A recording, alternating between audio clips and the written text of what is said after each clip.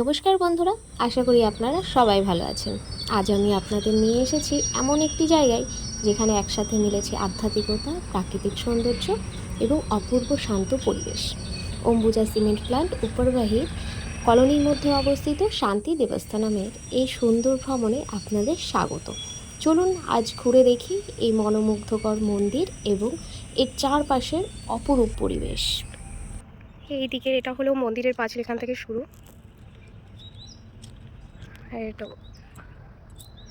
আর এই হলো মন্দিরের বাইরের রাস্তা। কলোনির লোকজন আসলে এই দিক থেকে আসবে, আর বাইরে থেকে আসলে ওই সোজা ওই দিক থেকে আসবে। আর এইদিকে যে রুমগুলো আছে, মাঝে সাঝে বড় সড়ো যজ্ঞ হয় যে, তো সেই টাইমে সেই পুরোহিত আসে যে, তো তারা থাকেন।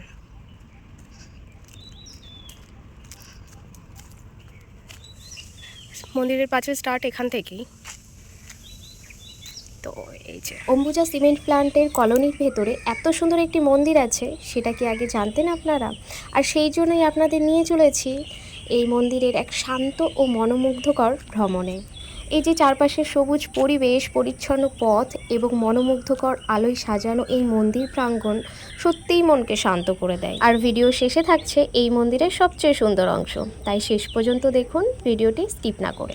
মন্দিরের দরজা দিয়ে, মন্দিরের বলতে এটা তো বাইরের গেট, তো গেট দিয়ে ঢুকেই এটা হলো ওয়াশরুম।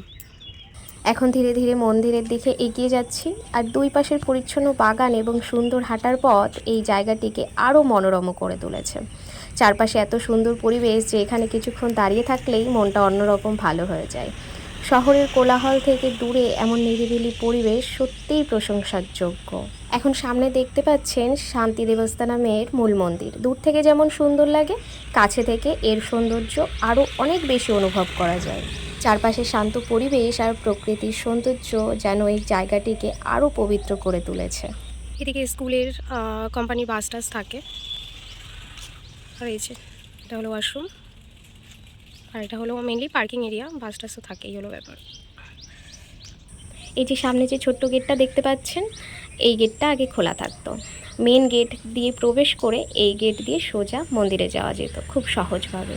এখন তালা দেওয়া থাকে, এখন একটু ঘুরে যেতে লাগে। আসলে এখন যে মেন গেটটা খোলা রাখা হয় মন্দিরে প্রবেশ করার জন্য, সেটাই আসল গেট মন্দিরে যাওয়ার জন্য, কিন্তু সকলেই সহজ সরলভাবে যাওয়ার জন্য এই গেটটা ব্যবহার করতো এতদিন। মন্দির প্রাঙ্গণের এই অংশটি আমার খুব ভালো লেগেছে। ওই যে সামনে পলাশ ফুল গাছ দেখতে পাচ্ছেন, কত পলাশ ফুল। এই পলাশকে অনেকেই বসন্তের দুধ বলে থাকেন। এর উজ্জ্বল রং প্রকৃতিকে আরও আকর্ষণীয় করে তোলে। ফুলে ভরা এই গাছগুলো মন্দির প্রাঙ্গণের সৌন্দর্যকে কয়েক গুণ বাড়িয়ে দিয়েছে। মন্দির প্রাঙ্গণের সৌন্দর্য শুধু স্থাপত্যেই সীমাবদ্ধ নয়, চারপাশের প্রাকৃতিক পরিবেশও এই জায়গাটিকে বিশেষ করে তুলেছে। দেখুন, পলাশ ফুল গাছটার পাশেও হলুদ ফুল একটা গাছ আছে। হলুদ ফুলে ভরা এই সুন্দর গাছটি পুরো পরিবেশকে আরও প্রাণবন্ত করে তুলেছে। সবুজের মাঝে উজ্জ্বল হলুদ ফুলগুলো যেন প্রকৃতির নিজস্ব সাজসজ্জা। মন্দিরের শান্ত পরিবেশের সঙ্গে এই ফুলের সৌন্দর্য এক অপূর্ব দৃশ্য তৈরি করেছে। এখানে দাঁড়িয়ে কিছুক্ষণ প্রকৃতির সৌন্দর্য উপভোগ করলেও মন ভরে যায়। চারপাশে পাখির ডাক, নির্মল বাতাস আর ফুলে ভরা গাছগুলো এই জায়গাটিকে আরও আকর্ষণীয় করে তুলেছে। মন্দিরের শান্ত পরিবেশ, সবুজ প্রকৃতি আর রঙিন ফুলের এই অপূর্ব মিল সত্যিই মনকে মুগ্ধ করে। এখানে দাঁড়ালে মনে হয় প্রকৃতি আর আধ্যাত্মিকতা যেন একসাথে মিলেমিশে গেছে। এমন সুন্দর পরিবেশে কিছুটা সময় কাটালে মনটা শান্ত হওয়ার সাথে সাথে দৈনন্দিন ব্যস্ততার ক্লান্তি যেন কোথাও হারিয়ে যায়। হলুদ ফুলের উজ্জ্বলতা আর পলাশের রঙে রাঙানো এই দৃশ্য যেন প্রকৃতির আঁকা এক জীবন্ত ছবি। মন্দিরের সৌন্দর্যের পাশাপাশি এই ফুলগুলোও দর্শনার্থীদের নজর কাড়ে এবং বারবার থমকে দাঁড়াতে বাধ্য করে। আচ্ছা, ফুলের সাথে সাথে পাঁচিলের এই দিকে কিন্তু একটা সুন্দর মালবেরি গাছ আছে। সরি, একটা নয়, দুটো আছে, একটা পাঁচিলের এই দিকে আর একটা উল্টো দিকে। ভীষণ রকমের মালবেরি হয়। তো ভিডিও ক্লিপটা আলাদা করে তোমাদের সাথে শেয়ার করলাম না, ভিডিওর স্ক্রিনে শেয়ার করে দিলাম। কখনো কখনো বড় বড় স্থাপনার চেয়েও প্রকৃতির ছোট ছোট সৌন্দর্য মনকে বেশি ছুঁয়ে যায়। এই যে হলুদ ফুলে ভরা গাছটি ও পলাশ ফুলে ভরা গাছটি তেমনই একটি দৃশ্য। মনে হচ্ছে যেন প্রকৃতি নিজেই মন্দির প্রাঙ্গণকে রঙিন ফুল দিয়ে সাজিয়ে রেখেছে। আর এই যে চারপাশের পরিচ্ছন্নতা, সবুজ পরিবেশ এবং সুন্দর স্থাপত্য এই মন্দিরকে আরও বিশেষ করে তুলেছে। আর এই যে বারবার যে আপনাদের সাথে শেয়ার করছি পলাশ ফুলে ভর্তি গাছ, তারপরে এই হলুদ ফুলে ভর্তি গাছটি, পলাশ ফুল গাছে তো এখনও পলাশ ফুল পুরো ভর্তি আছে, কিন্তু হলুদ ফুল গাছে যেটুকু পরিমাণে আপনারা ফুল দেখতে পাচ্ছেন এটা কিন্তু একদম ঝরে গিয়ে অল্প কিছু মাত্রা ফুল এখন রয়েছে। কিছুদিন বলাটা ভুল, 2-3 দিন আগেও এই গাছে পুরো ভর্তি ফুল ছিল, গাছের ডাল, ছোট্ট একটা ডাল পর্যন্ত দেখা যাচ্ছিল না।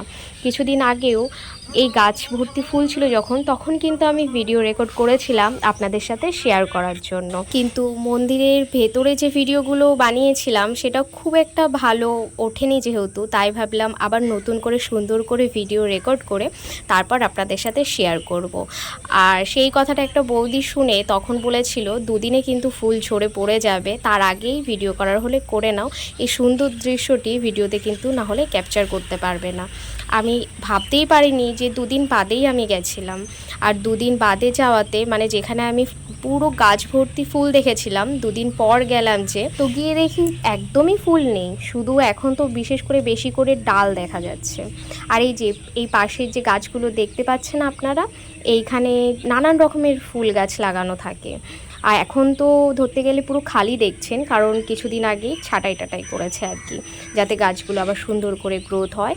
আর প্রত্যেকটা গাছেরই একটা সিজন থাকে যে ফুল হওয়ার পর কেটে দেওয়া হয়, তো তেমনভাবে সব গাছগুলো কেটে দিয়েছে। আর এখানে হোয়াইট কালার, রেড, পিঙ্ক কালারের গোলাপ, আরও নানান রকমের ফুল রয়েছে, আর এই ফুলগুলোই কিন্তু ঠাকুরের চরণে দেওয়া হয়, অন্য জায়গায় দেওয়ার ফুল নেওয়ার প্রয়োজন হয় না। আর হ্যাঁ, এই ফুলগুলো কিন্তু তোলা বারণ আছে, কেন কি ঠাকুরের সেবায় এই ফুলগুলোই দেওয়া হয়। দেখুন কি পরিমাণে গোলাপ ফুল ফুটে আছে। আপনারা যদি কখনো উপরবাহী বা এর আশেপাশের এলাকায় আসেন তাহলে বলবো সময় করে একবার এই মন্দিরটি ঘুরে দেখতে পারেন। এখানের এই গোলাপ প্লাস আরও যা যা ফুল রয়েছে সমস্ত ফুল কিন্তু মন্দিরে থাকা সমস্ত ভগবানের পুজোতে দেওয়া হয় প্রতিদিনের। যাই হোক, এখন আমি আছি মন্দিরের মূল প্রবেশদ্বারের সামনে দাঁড়িয়ে। দেখতেই পাচ্ছেন গোলাপি রঙের এই বিশাল প্রবেশদ্বারটি কত সুন্দরভাবে তৈরি করা হয়েছে। প্রবেশপথের প্রতিটি অংশে রয়েছে অসাধারণ কারুকাজ এবং সূক্ষ্ম নকশা। প্রথম দেখাতেই বোঝা যায় যে এই জায়গাটির সৌন্দর্যের প্রতি বিশেষ যত্ন নেওয়া হয়েছে। গেটের উপরেই ছোট্ট একটা গণেশ আছে, আর ফুলের মালা দেওয়া রয়েছে এবং নকশাগুলো পুরো পরিবেশকে আরও আকর্ষণীয় করে তুলেছে। তো এখন আমি ধীরে ধীরে মন্দিরের দিকে এগিয়ে যাচ্ছি। দুই পাশের পরিচ্ছন্ন বাগান এবং সুন্দর হাঁটার পথ এই জায়গাটিকে আরও মনোরম করে তুলেছে।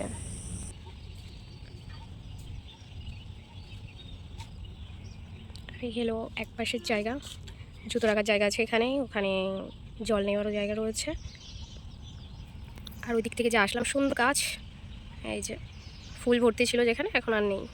একটা শর্টস বানিয়েছিলাম যেখানে কিনা ভীষণ ফুল রয়েছে, সেই টাইমে শর্টসটা অ্যাড করব, দেখলে বোঝা যাবে কি সুন্দর ফুল ছিল।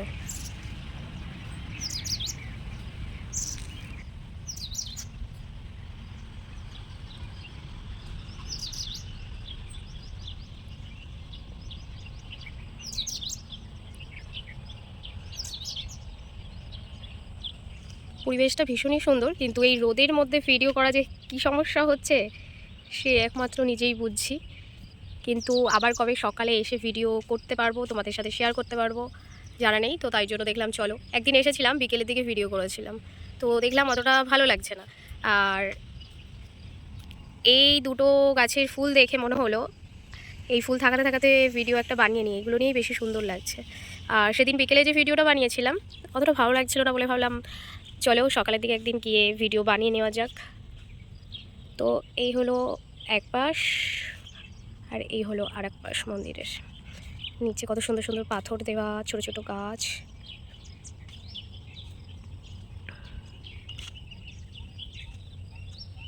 বসার জায়গা যেটা মনে হচ্ছে কিনা কাঠের তৈরি, দুদিকে দুটো রয়েছে, দুদিকে দুটো ফোয়ারাও রয়েছে, ওইদিকে একটা এদিকে একটা। চারপাশে এত সুন্দর পরিবেশ যে এখানে কিছুক্ষণ দাঁড়িয়ে থাকলেই মনটা অন্যরকম ভালো হয়ে যায়। চারিদিকের এই পরিবেশ যত তোমাদের সাথে শেয়ার করব তত কম হবে। চারিদিকে যেদিকেই তাকাবেন সাজানো গোছানো সুন্দর সুন্দর গাছ দেখতে পাবেন। আচ্ছা, ওইদিকেও পলাশ ফুল রয়েছে।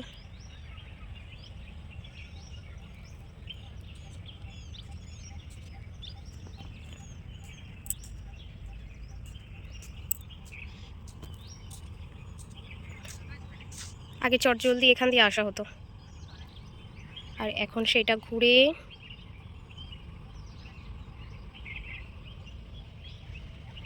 এটা হয়েছে। বন্ধুরা, আপনারা কমেন্টে জানাবেন প্রথম দেখায় মন্দিরটি আপনাদের কেমন লাগছে। এমন সুন্দর জায়গায় আপনারা কি কখনো ঘুরতে যেতে চাইবেন?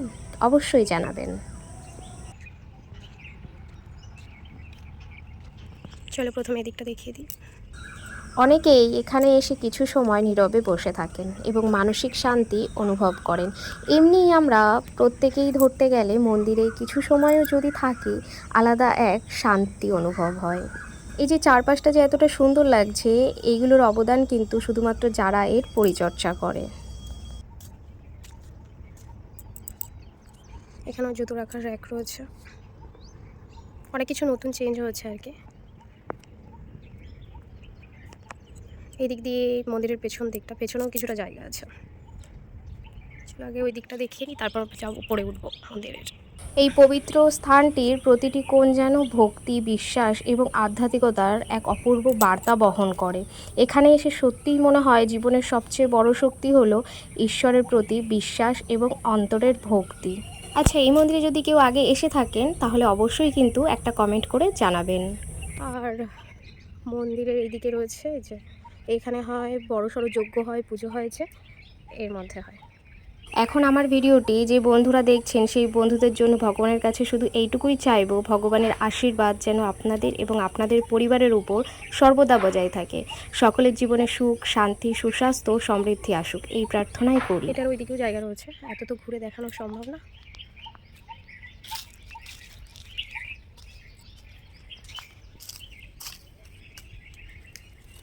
সুন্দর অশ্বত্থ গাছ। যতই আমরা আধুনিক জীবনে ব্যস্ত হয়ে পড়ি না কেন, এমন কিছু জায়গা থাকে যেখানে পৌঁছালে মনটা নিজে থেকেই শান্ত হয়ে যায়। আর সেই কিছু জায়গার মধ্যেই পড়ে এই জায়গাটি। আমাদের প্রত্যেকের কাছেই মন্দির হলো এমন একটা স্থান যেখানে আমাদের জীবনে যত খারাপ সময় চলুক না কেন, মন্দিরে যদি কিছুক্ষণ বসি, আমাদের সেই সমস্ত খারাপ সময় সব কিছু ভুলে যায়।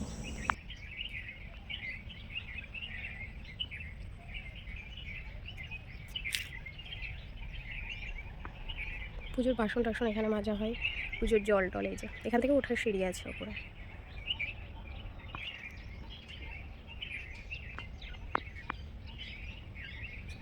এটা হলো মন্দিরের পেছনের দিক আর কি। এইদিকেও কিছু গাছপালা আছে, তো ওইদিকে আর গেলাম না। চলো মন্দিরের উপর ওঠা যাক। বন্ধুরা, ভিডিওটি যদি ভালো লাগতে শুরু করে থাকে তাহলে একটি লাইক করতে ভুলবেন না। আপনাদের একটি লাইক আমার আরও নতুন নতুন জায়গা আপনাদের সামনে তুলে ধরতে উৎসাহ দেয়। বন্ধুরা, শান্তি দেবস্থানম শুধুমাত্র একটি সুন্দর মন্দিরই নয়, এটি অম্বুজা সিমেন্ট প্ল্যান্টের উদ্যোগে নির্মিত একটি আধ্যাত্মিক কেন্দ্র। মন্দিরটি অম্বুজা সিমেন্ট প্ল্যান্টের কলোনির ভেতর অবস্থিত। তবে এই মন্দিরের বিশেষত্ব হলো শুধু কলোনির বাসিন্দারাই নয়, বাইরের এলাকার সাধারণ মানুষও এখানে পূজা ও দর্শনের জন্য আসতে পারেন। তাই এটি শুধু একটি কোম্পানির মন্দির নয়, বরং আশেপাশের মানুষের কাছেও একটি জনপ্রিয় ধর্মীয় ও আধ্যাত্মিক স্থান হয়ে উঠেছে। প্রতিদিন অনেক ভক্ত এখানে এসে প্রার্থনা করেন, কিছুক্ষণ শান্ত পরিবেশে সময় কাটান এবং মন্দিরের অপূর্ব সৌন্দর্য উপভোগ করেন। বর্তমান সময়ে খুব কম শিল্প প্রতিষ্ঠানই এমন সুন্দর ও সুপরিকল্পিত ধর্মীয় স্থান গড়ে তোলে। অম্বুজা সিমেন্ট প্ল্যান্টের এই উদ্যোগ সত্যিই প্রশংসনীয়। অম্বুজা কলোনির মধ্যে এত সুন্দর একটা মন্দির থাকতে পারে সেটি হয়তো অনেকেই কল্পনাও করেননি, আর তার জন্যই আজকের এই ভিডিওটি আপনাদের জন্য। দীর্ঘ সময় ধরে আপনাদের সাথে তো বাইরের পরিবেশটা শেয়ার করলাম, এবার দর্শন করুন মন্দিরের দেবদেবীদের। দীর্ঘ সময় ধরে আপনাদের সাথে মন্দিরের একদম বাইরের রাস্তা থেকে শুরু করে মন্দিরের ভেতরের পরিবেশ আপনাদের সাথে শেয়ার করলাম। এইবার মন্দিরের ভেতরে থাকা দেবদেবীর দর্শন করানো যাক। প্রতিটি মন্দিরে নিজস্ব সৌন্দর্য, শান্তি এবং আধ্যাত্মিক অনুভূতি সত্যিই মনকে ছুঁয়ে যায়। এখানে এসে যেন কিছুক্ষণের জন্য সব ব্যস্ততা, দুশ্চিন্তা আর ক্লান্তি দূরে সরে যায়। তো চলুন এইবার তাহলে মন্দিরে থাকা সমস্ত দেবদেবীর দর্শন করা যাক। আমার সাথে সাথে আপনারাও দর্শন করে নিন। এই মন্দিরে আছে রাধাকৃষ্ণ, যাদের প্রেম, ভক্তি ও একে অপরের প্রতি অটুট বিশ্বাস যুগ যুগ ধরে মানুষের হৃদয়ে অনুপ্রেরণা জুগিয়ে আসছে। এরপর দর্শন করবেন লাড্ডু গোপালের, যার নিষ্পাপ ও মধুর রূপ ভক্তদের মন আনন্দে ভরিয়ে তোলে। তারপর আছে বজরংবলী, হনুমানজি, যিনি শক্তি, সাহস, ভক্তি এবং নিষ্ঠার প্রতীক। তার আশীর্বাদ আমাদের জীবনে সব বাধা বিপত্তি দূর করার শক্তি দেয়। আর তারপর আছে রানী সতী মাতা ঝুনঝুনওয়ালি, যার প্রতি ভক্তদের অগাধ বিশ্বাস ও শ্রদ্ধা আজও অটুট রয়েছে। মাতার কৃপা সকলের জীবনে সুখ, সমৃদ্ধি এবং মঙ্গল বয়ে আনুক। এতদিন এই মন্দিরে প্রবেশ করলেই সবার মাঝে দেখা যেত রাধাকৃষ্ণ, আর তার সাথে ছোট্ট একটা লাড্ডু গোপাল, আর তার একদিকে একপাশে আর কি রানী সতী মাতা ঝুনঝুনওয়ালি, আর একদিকে বজরংবলী। আর বজরংবলীর সাথেই ছিল ছোট্ট একটা শিবলিঙ্গ। বড় শিবলিঙ্গ এই মন্দিরে ছিল না। কিছুদিন হলো বড় শিবলিঙ্গ স্থাপনা হয়েছে, আর তার কিছুদিন পরে গণেশজির স্থাপনা হয়েছে। আচ্ছা, তোমাদেরকে বলে রাখি, আজ যে ভিডিওটা তোমাদের সাথে শেয়ার করছি সেই ভিডিওটার একদম শেষের কিছু পার্ট আমি দুদিনে ক্যাপচার করেছি। মহাদেবের যখন স্থাপনা হয়েছে তখন মহাদেবকে নিয়ে সমস্ত দেবদেবীর ভিডিও করে রেখেছিলাম। আবার গণেশজির যখন স্থাপনা হয়েছে গণেশজিকে নিয়ে সমস্ত দেবদেবীর ভিডিও করে রেখেছিলাম। আর আজকে যখন পুরো মন্দিরের ট্যুর তোমাদের সাথে শেয়ার করছি, তাই ভাবলাম একসাথে অ্যাড করে তোমাদের সাথে শেয়ার করি। আর এটা হলো হয়তো ভগবানেরই ইচ্ছা, এই মন্দিরে থাকা সমস্ত দেবদেবীর ইচ্ছা। কেন কি আমি যখন ভিডিওটা ক্যাপচার করেছিলাম যে তোমাদের সাথে মন্দিরের ট্যুরটা শেয়ার করব, তখন ছিল রাধাকৃষ্ণ আর বজরংবলী, আর ছিল রানী সতী মাতা ঝুনঝুনওয়ালি। আমি ঠাকুরের ইচ্ছা কেন বললাম, কেন কি আমি তো পারলে তোমাদের সাথে প্রথম যে ভিডিওটা রেকর্ড করেছিলাম শেয়ার করেই দিতে পারতাম। কারণ ফার্স্ট দিন যে আমি ভিডিও রেকর্ড করেছিলাম পুরো মন্দিরের বাইরে থেকে শুরু করে সমস্ত কিছু দেখিয়েছি। আর ভিডিওর শেষে যে ভিডিও ক্লিপগুলো অ্যাড করেছি আর তোমাদের সাথে শেয়ার করছি, সেটাতে মহাদেব আছে, গণেশজি আছে। তো সেইটুকু ছাড়া তো আমি ভিডিও তোমাদের সাথে শেয়ার করতেই পারতাম, তাই না? যেহেতু ভগবানেরই ইচ্ছা, তাই জন্য হয়তো এডিট করব করে উঠেও করা হয়নি। কোনো না কোনো কারণে ভিডিওটা তোমাদের সাথে শেয়ার করে উঠতে পারিনি। তো তাদের দুজনের স্থাপনা হয়েছে, তারপরেই আমার সময় হলো তোমাদের সাথে এই ভিডিওটা শেয়ার করার। যাই হোক, দেবাদেব মহাদেবের অপরিসীম করুণা ও আশীর্বাদ আমাদের জীবনে শান্তি, ধৈর্য এবং সঠিক পথে দিশা দেখাক। আর তারপর আছে গণেশজি। গণেশজি হলো যিনি বিঘ্নহর্তা এবং মঙ্গলময়তার প্রতীক। জীবনের প্রতিটি নতুন শুরু তার আশীর্বাদে সফল ও শুভ হোক। আর এই ভিডিওর সাথে আমি আর কোনো ব্যাকগ্রাউন্ড মিউজিক অ্যাড করলাম না, কেন কি এই ভিডিওর ব্যাকগ্রাউন্ডে যে পাখি আর নানান সুন্দর একটা সাউন্ড আছে, ওটাই আমার সব থেকে বেশি ভালো আর মধুর লাগলো। এখন সন্ধ্যা নেমে আসছে এবং ধীরে ধীরে মন্দিরের আলো জ্বলে উঠছে। সত্যি বলতে দিনের তুলনায় রাতের সৌন্দর্য একেবারেই ভিন্ন। আলোর ঝলকানিতে পুরো মন্দির যেন আরও জীবন্ত হয়ে উঠেছে। দেখুন, রঙিন আলোয় আলোকিত গম্বুজগুলো কত অসাধারণ লাগছে। ক্যামেরায় যতটা সুন্দর দেখাচ্ছে, বাস্তবে তার থেকেও অনেক বেশি মনোমুগ্ধকর। এই কারণেই অনেক দর্শনার্থী সন্ধ্যার পরেও এখানে সময় কাটাতে পছন্দ করেন। রাতের শান্ত পরিবেশ এবং মন্দিরের আলো একসঙ্গে এক অপূর্ব অনুভূতি তৈরি করে। আমি তো আপনাদের সকলকে বলবো, যদি কোনো সময় মহারাষ্ট্রে আসেন তবে এই মন্দিরটির অবশ্যই দর্শন করবেন।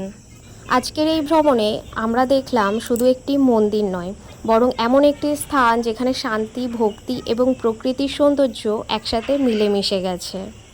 তো বন্ধুরা, আজকের শান্তি দেবস্থানম টেম্পল ট্যুর এখানেই শেষ করছি। আশা করি এই সুন্দর মন্দির এবং এর মনোরম পরিবেশ আপনাদের ভালো লেগেছে। ভিডিওটি যদি ভালো লেগে থাকে তাহলে একটি লাইক করবেন আপনাদের মতামত কমেন্টে জানাবেন এবং এমন আরও সুন্দর জায়গার ভিডিও দেখতে চাইলে চ্যানেলটি সাবস্ক্রাইব করে পাশে থাকবেন।